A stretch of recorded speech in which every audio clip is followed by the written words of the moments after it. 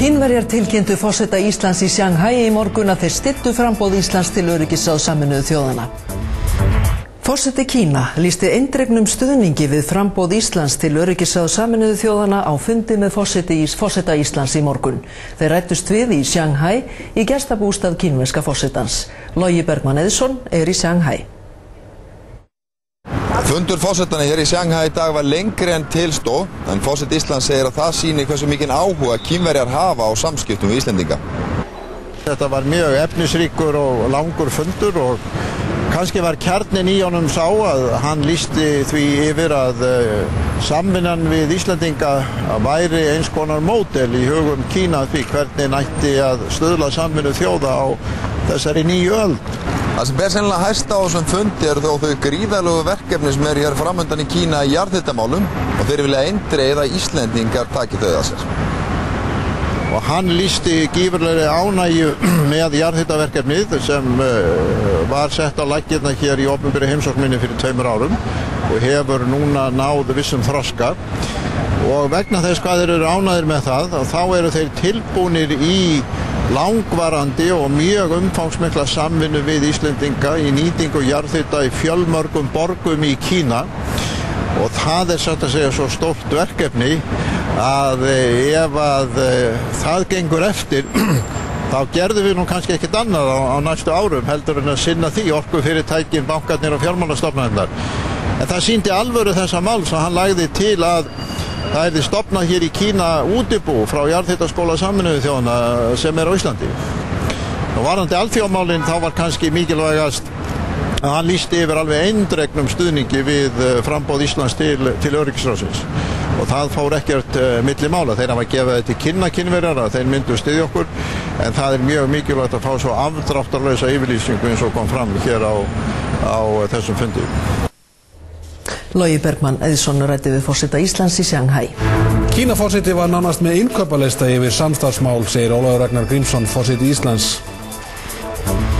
Forseti Íslands segir engu líkara en Kínaforseti hafi verið með innkaupalista Íslendinga yfir samstarfsmál við Kínverja þegar forsetinn 2 hittust á fundi í Shanghai í gær.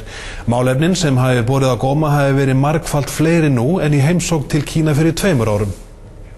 Það að sitja á þessum fundi og heyra forseta Kína fara í gegnum nánast innkaupalista, ef maður orðaði svo, maður var sendur út í búð sem strákur með langan innkaupalista og þannig var þetta hjá honum. Hann nefndi samvinnu á sviði lyfjaframleiðslu, á sviði flutninga, á sviði matvælaframleiðslu, á sviði geymslu og kælingar, á sviði verkfræði og tækni, jarðskjálftarannsókna, hugbúnaðar og fjölmörgum öðrum sviðum.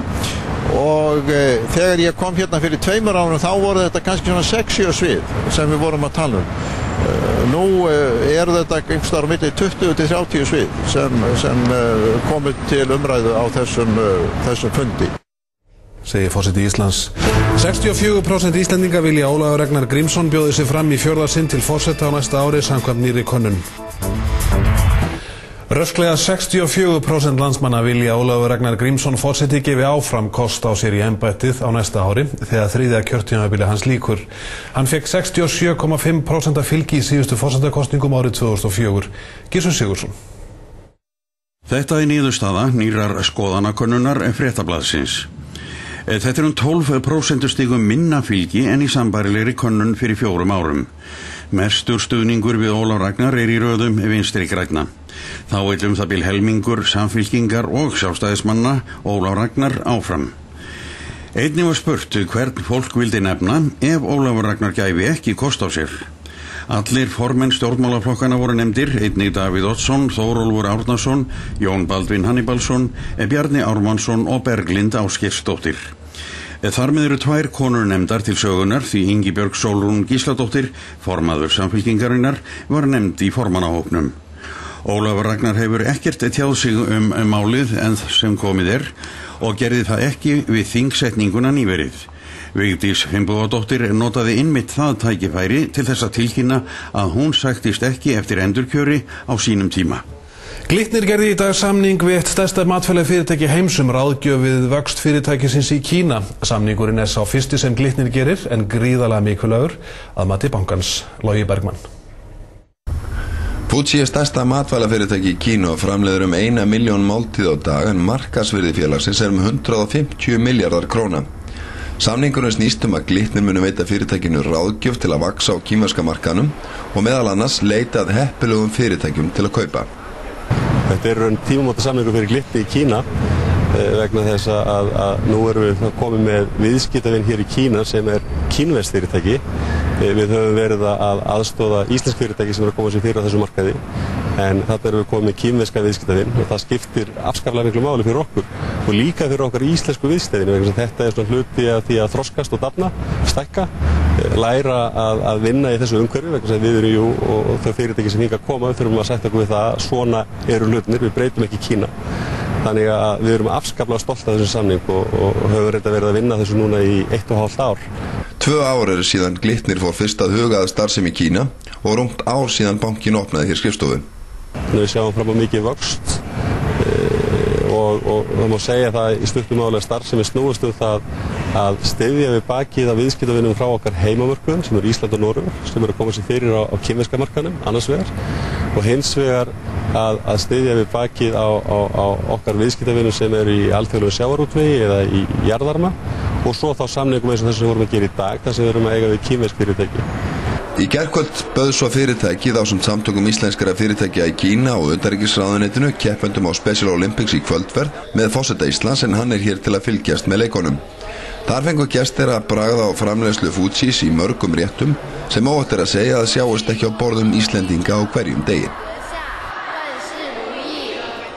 Risa frystigeymsla Eimskipafélagsins var tekin í notkun í Kína í dag en aðstæðan þar lykillinn að útrás fyrirtækisins í Asíu. Þóri Guðmundsson í Kína. Hér verður geymdur fiskur, kjöt og grænmeti, samtals 55.000 tonn og 110.000 tonn þegar önnur eins bygging hefur verið reist. Þó að byggingin virðist hversdagsleg þá var ekkert hversdagslegt við opnun hennar hér í Qingdao í dag. Líklega hefur ekkert íslenskt fyrirtæki fengið viðlíka móttökur og Eimskip fær hér við opnun þessarar frystigeymslu í Kína. Fjöldi kínverskra embættismanna fylgdist með athöfninni auk 100 starfsmanna Eimskips við hina nýju kæligeymslu. Borgaryfirvöld vonast til að þessi fjárfesting hjálpi til við að gera borgina að verðugum keppinaut Shanghai og Hong Kong forystu í flutningum í Asíu.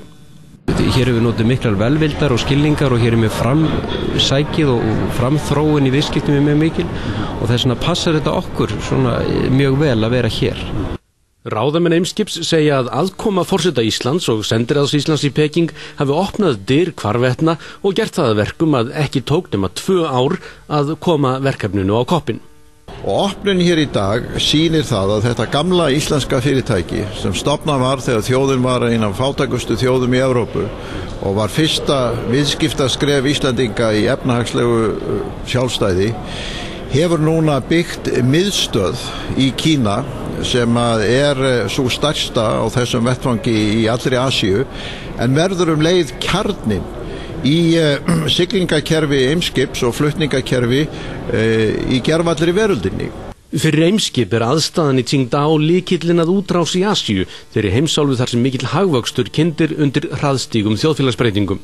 Fyrir þá 350 Íslendinga sem fylgdust með íburðarmikilli athöfninni var dagurinn í dag eftirminnilegt sýnishorn af kínverskri gestrisni. Forseti Íslands segir að þjóðin verði að gera upp við sig hvort forsetinn eigi að styrkja landið út á við eða vera bara til heimabrúks. Ólafur Ragnar Grímsson, forseti Íslands, segir að þjóðin verði að gera það upp við sig hvort hún vilji að forsetinn ferðist til að styrkja stöðu landsins á alþjóðavettvangi eða hvort hann sé einungis til heimabrúks. Þóri Guðmundsson ræddi við forsetann í Kína. Hvar sem Ólafur Ragnar fer hér í Kína honum tekið með kostum og kynjum. Móttökurnar í Qingdao hafa þó verið óvenju stórkostlegar. Á þessari athöfn má líklega sjá hvaða skiptir miklu máli fyrir fyrirtæki að hafa forseta lýðveldisins með sér. Eftir ferðalög undanfarinna vikna sýnilegt að forsetinn þreyttur og hann viðurkennir það. En honum finnst líka gagnrýni sem hann hefur fengið fyrir að ferðast heiminn vera ósanngjörn. allt þetta slíkur velvilji og slíkur stuðningur við framtíðar möguleika okkar að það væri hæpið að sitja bara heima á Íslandi og segja nei, ég er búin að ferðast einn alltof mikið á undanförnum vikum og ég bara get ekki sinnt þessu því miður. Og mér finnst kannski að þjóðin verði líka fara að gera það upp fyrir sig. Vill hún að forseti Íslands sé í þessari framverðarsveit að styrkja stöðu Íslandinga á heimsvettvangi, hvort sem það er á sviðum viðskipta, vísinda, tækni og menningar, eða vill hún að forsetinn sé fyrst og fremst til heimabrúks. En hann bendir á árangurinn sem verði af slíkum heimsóknum. Við erum stundum svona dálítið hversdagslegir á Íslandi og finnst kannski bara sjálfsagt að við séum aðalkallarnir alls staðar. En það að Kína, þessi mikla aflvél í hagkerfi 21. aldarinnar skuli vera að opna okkur hér allar dyr, það er auðvitað alveg stórkostlegt. Ólafur Ragnar segir að gagnrýni á ferðir forseta snúist það hvernig forsetaembættið sé nýtt og hvort hann eigi að afþakka boð sem hann fái mikið af að koma fram fyrir hönd Íslands. Þetta er auðvitað val sem að þjóðin verður að standa frammi fyrir, því ekki fer ég að sinna þessu ef að þjóðin telur að forsetinn eigi bara fyrst og fremst að vera til heimabrúks. Forseti Íslands ætlar að taka ákvörðun á næstunni hvort hann sækist eftir endurkjöri en vill fyrst heyra viðhorf þjóðarinnar. Ólafur Ragnar Grímsson, forseti Íslands, segir að það hvort hann hafi stuðning þjóðarinnar til að sinna forsetaembættinu eins og hann hefur gert hingað til muni hafa áhrif á það hvort hann bjóði sig fram til endurkjörs á næsta ári. Þóri Guðmundsson ræddi við forsetann í Kína. Ólafur Ragnar hefur verið á stöðugum ferðalögum undanfarnar vikur. Hann er nú í Kína en þangað fór hann í einkaflugvél frá Glitni sem forsetaembætti segir að hafi verið eina leiðin til að komast frá setningu Alþingis síðdegis á mánudagi síðustu viku til Shanghai á þriðjudagsmorgni til fundar við forseta Kína. Ég ger mér líka grein fyrir því að margir heima á Íslandi spyrja ég af hverju forsetinn alltaf að þvælast þarna í útlöndum og hvað er eiginlega á seiði. En þá stend ég bara frammi fyrir þeim vanda á ég að hafna öllum þessum boðum sem er ekki bara til mín persóna, heldur eru til þjóðarinnar, heldur til Íslands. Hver fundurinn með kínverskum embættismönnum hefur rekið annan undanfarna daga og nú er Ólafur Ragnar að skoða jarðhitaverkefni í Kína. Þetta hefur satt segja verið slíkt álag að ég bara þurfti á öllum mínum kröftum að halda til þess að geta gert þetta sómasamlega. Ólafur Ragnar segist hafa djúpa sannfæringu fyrir því að þessi ferðalög til stuðnings margvíslegum verkefnum á sviði viðskipta og menningar séu þjóðinni til framdráttar og þannig vilji hann sinna embættinu. Kjörtímabil hans rennur út á næsta ári. Ég hef ekki ennþá gert upp minn hug endanlega í því hvað ég muni gera en allt kemur þetta svona inn í það dæmi og á næstu vikum og mánuðum þá mun ég svona gera upp minn hug. Skiptir máli hvaða tilfinningu þér finnst þú fá frá þjóðinni hvort hún kunni að meta það sem þú ætti að gera? Já, auðvitað skiptir það miklu máli.